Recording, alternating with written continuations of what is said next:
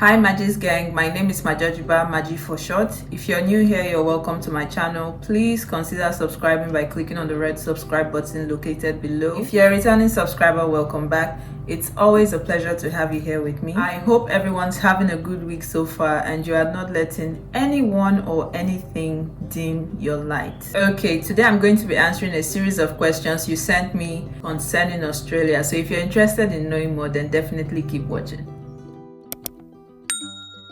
Question number 1. Can student tuition fees be paid in installments?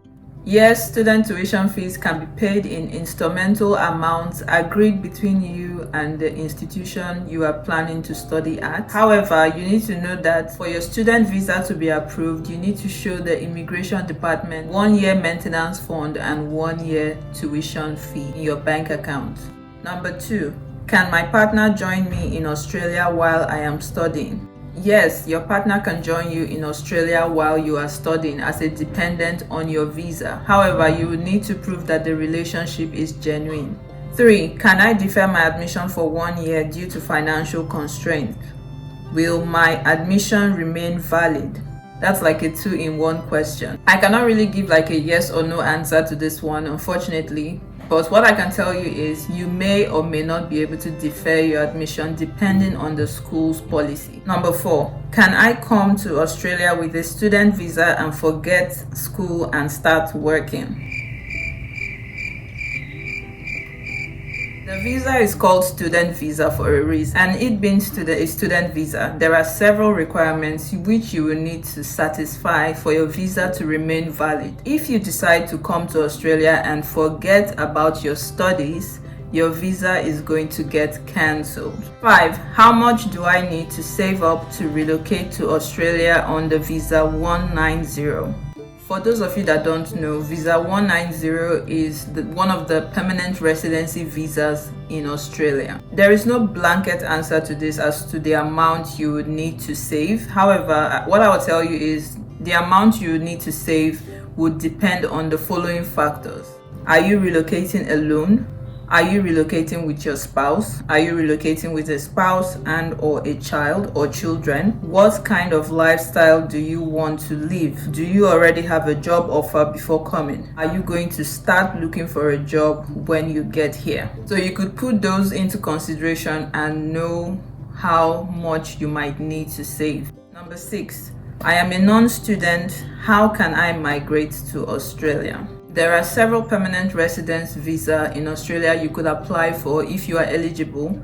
I will leave a link in the description bar below to the list of visas so you could just have a quick look through and see which one of them you might qualify for. Number 7. Can you refer me to a reliable agent in Australia? This one, my answer is yes and no. Yes, if you want to migrate to Australia as a student, because I have been able to partner with a reliable migration agent for the purpose of studies alone. But no, if you want to migrate to Australia as a permanent resident, because I haven't been able to confidently find a migration agent for that purpose. If you're interested in migrating to Australia for the purpose of studying, please send me an email. My email will be in the description bar below. Number 8. Is there racism in Australia? Yes, there is racism in Australia. But what I'll tell you is it is not as severe or drastic as what you hear or see on the news about racism in the US or America, like most of us know it. Personally, I have had a few experiences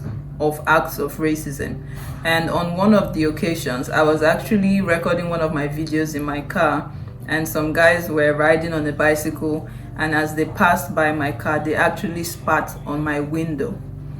I actually felt really bad, and I was almost discouraged to continue recording that video that day, but I just took a little break and gathered my thoughts, and I was able to pull through recording the video. I would just like to tell you that as long as you're coming to a Western country, you should expect racism. I'm not saying you should have like a negative mindset about the Western world, but you should expect it, kind of, because it's kind of something that happens to the most of us eventually. And you should also know that in as much as that experience is there, there are still a whole lot of good people here. So that shouldn't deter you from coming if you actually really want to come. Number 9, what is the easiest way to migrate to Australia at the moment? The easiest way to migrate to Australia right now is to come as a student. 10, can I work while I study in Australia? Yes, you can definitely get a job as an international student in Australia. However, I would like to point out that the kind of job you will get will depend on what you are studying.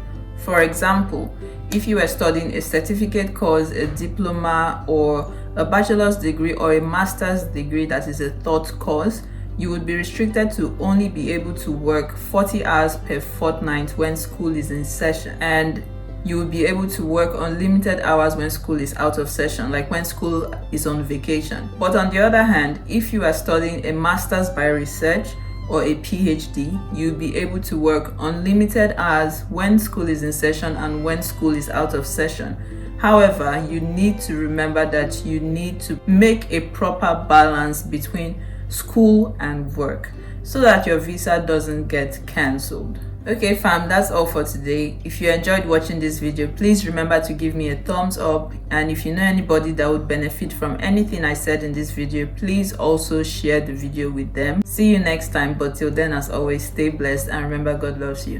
Bye.